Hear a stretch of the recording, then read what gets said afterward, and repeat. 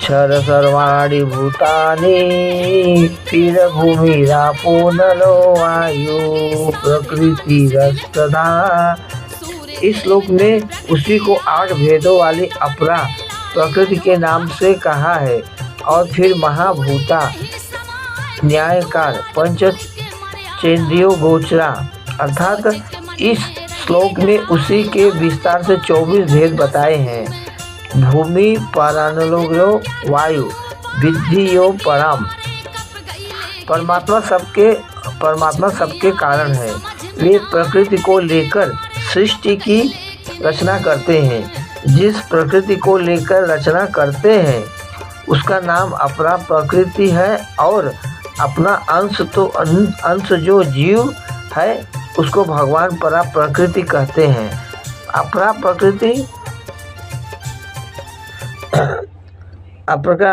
प्रकृति क्या है? निकृष्ट, जड़ और परिवर्तनशील है तथा परा प्रकृति श्रेष्ठ, चेतन और परिवर्तन रहित है, अर्थात सब परिवर्तन नहीं होता है।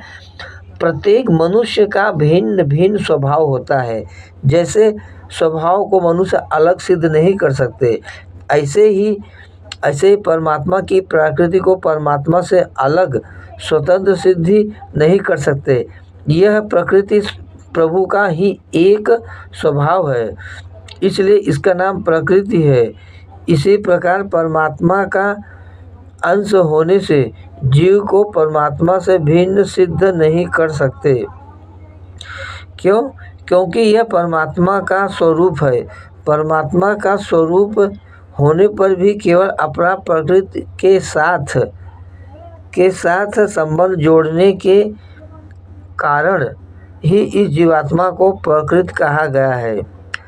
अपरा प्रकृति के संबंध से अपने में कृति करना मानने के कारण ही यह जीव स्वरूप है।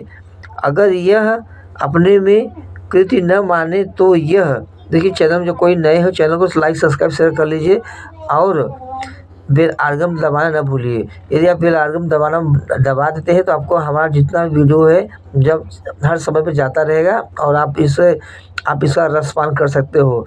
और दूसरों को आप स्वयं रसपान करके दूसरों को भी इसे शेयर कर सकते हैं। आपने एक शेयर किया तो समझो आपको एक पुण्य की प्राप्ति हो गई। क्यों? क्योंकि आपके शेयर से दूसरे लोग का भी कल्याण हो जाएगा, वो लोग भी सुन लेंगे इसी बहाने। तो ऐसे भागवत जी की कहानियाँ हैं, मतलब भागवत जी में भगवान श्री कृष्ण स्वयं भागवत जी में समा गए हैं। इसके बारे में हम आपको बाद में बात करेंगे। फिलहाल आपको यही बता रहे हैं, सुन लीजिए आप ध्यान से।